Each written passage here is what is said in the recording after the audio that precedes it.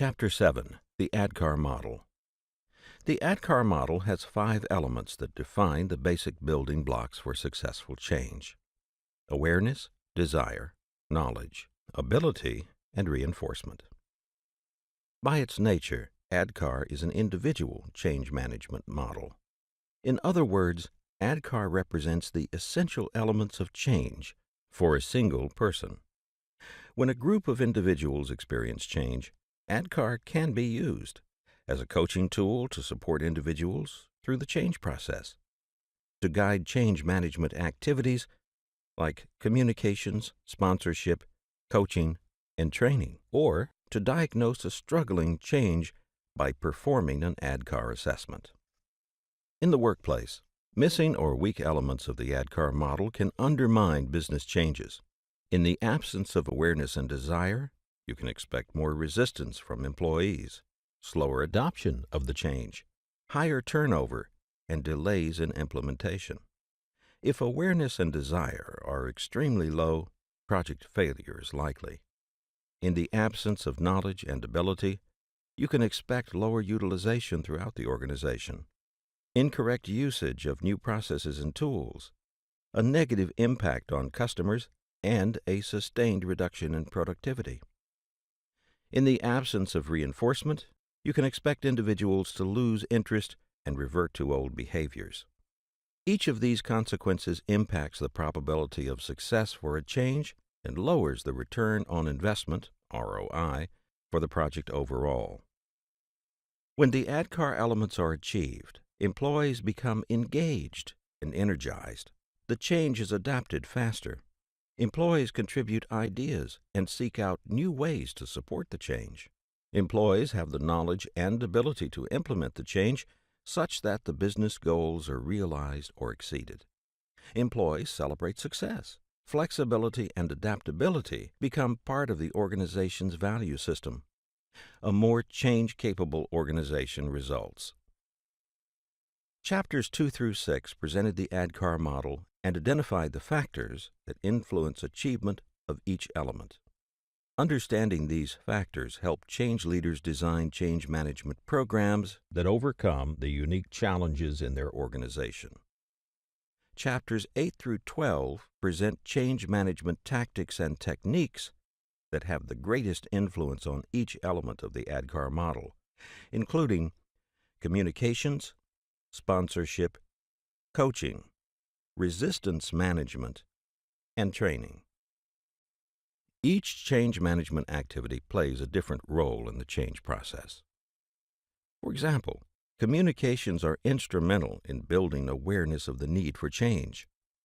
Sponsorship is a primary activity for creating awareness, desire, and reinforcement. Training plays a key role in developing knowledge and ability. In a similar way, the primary players in the organization contribute differently as well. For example, the primary sponsor, also commonly referred to as the executive sponsor, plays a key role in building awareness and desire, and then provides reinforcement for the change. HR and training, along with the project team, play a primary role in developing knowledge and ability. Managers and supervisors play a critical role throughout the entire process. Managing change is not just about the tasks of communications, sponsorship, or training. Managing the people side of change is about realizing change faster, with greater engagement, participation levels, and higher proficiency or performance by all individuals affected by the change. The ultimate goal is to realize the objectives of the change and maximize the total return on investment. These results occur when change management activities create awareness, desire, knowledge, and ability to succeed at the change, and when those activities reinforce the change to retain the benefits. The remainder of this chapter reviews several case studies to examine the application of the ADKAR model to both struggling and successful changes. The case studies selected range from broad and general to narrow and personal to help illustrate the application of the complete ADKAR model. Hubbard's Peak and peak oil production. On April 20, 2005, Roscoe Bartlett, representative from Maryland, addressed the U.S. House of Representatives. In this address, Mr. Bartlett presented the issues that will face upcoming generations surrounding Hubbard's Peak. Shell oil scientist M. King Hubbard studied the production and depletion of oil fields in the 1940s and 1950s. He observed that each oil field's production capability followed a bell curve, which the total oil produced from that field increased until it reached its peak, and then gradually declined until the field was exhausted of oil. By taking a view of all oil fields in the United States, he was able to predict in 1956 that U.S. oil production would peak around 1970. This prediction turned out to be accurate, as oil production in the U.S. peaked in the 70s and has declined since then to about one-half of peak level. Hubbard made a similar prediction that world oil production would peak in 2000. Since this prediction was made more than 40 years earlier, its accuracy was not as precise as the prediction of the U.S. oil peak. Current geologists predict the peak for world production will occur between 2025 and 2045, with some predicting the peak sooner, depending on total oil consumption rates worldwide. As world oil production approaches peak capacity, the gap between demand and supply will begin to grow.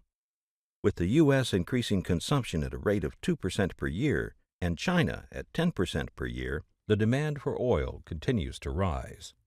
When we reach and ultimately roll over Hubbard's Peak, visualize a bell curve in which the top is referred to as Hubbard's Peak, the available oil supply flattens and eventually begins to drop off. The growing gap between demand for oil and the dwindling supply of oil over time produces a change in the price per barrel. As the demand and supply gap grows, the price per barrel of oil rises. Because the industrialized world has built an infrastructure based on oil over the past 150 years, this phenomenon will have economic consequences beyond the rising cost of gasoline. Oil has become a fundamental building block in the developed world's infrastructure. Agricultural production, chemicals and plastics, and transportation are three areas that are deeply tied to the availability and price of oil.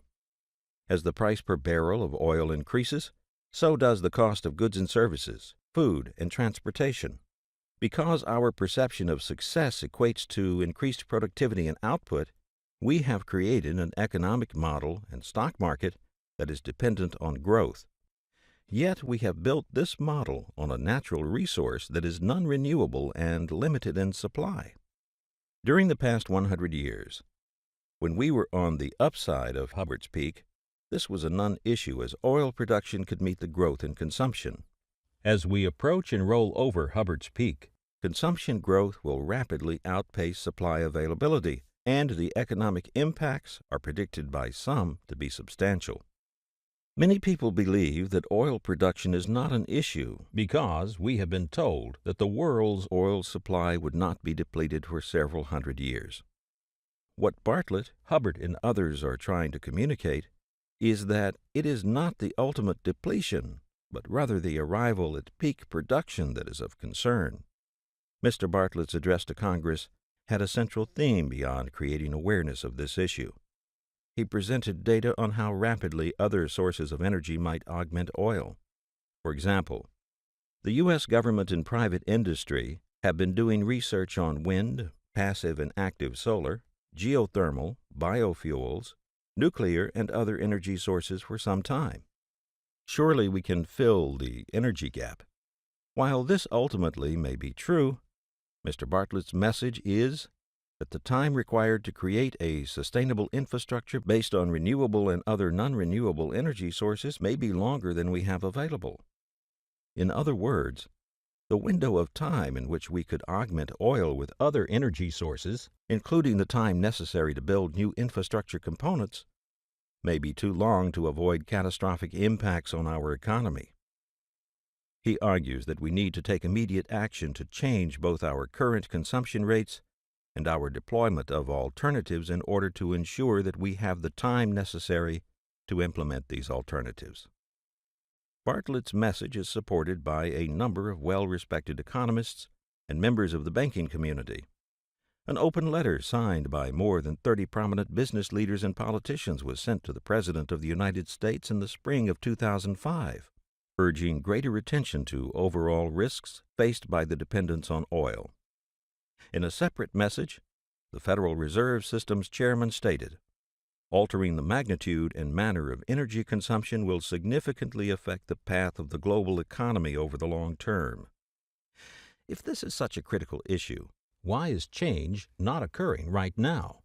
If our economic future over the next 20 to 40 years is at risk, why aren't we taking action?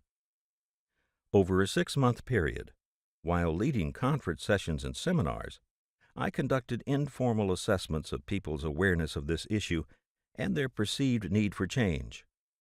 Among more than 800 people at seminars and conferences, less than 10 out of 800, or 1.25%, indicated any awareness of this concern. At most seminars, with 20 to 50 participants, not a single hand was raised. An AP Wire story was published May 29, 2005, but this article did little to convey the powerful nature of this problem. If you rate awareness of the need for change on a scale of 1 to 5, with 1 being the lowest level of awareness and 5 being the highest, this change rated a 1. If we apply the same scale to desire, then we must look at those factors that create a desire to change. First, the cost per barrel of oil has increased dramatically in the past 5 years. However, the price of gasoline at the pump has risen only marginally in the U.S., and many people attribute that rise to normal seasonal adjustments and localized events, such as like what occurred with Hurricane Katrina in 2005. Moreover, the rise has not been enough to make people stop and ask, what's happening? In other words, as individuals, we aren't feeling the pain. Moreover, the timescales for this problem are long, and the American public can be slow to react to problems that are not immediate. It cannot be said that there is no desire to conserve. But when assessed across the broad spectrum of industry and public use, the desire to change is low. Since the real impact of this phenomenon may not be felt for 10 to 20 years, there's also no pressing desire to change behaviors today.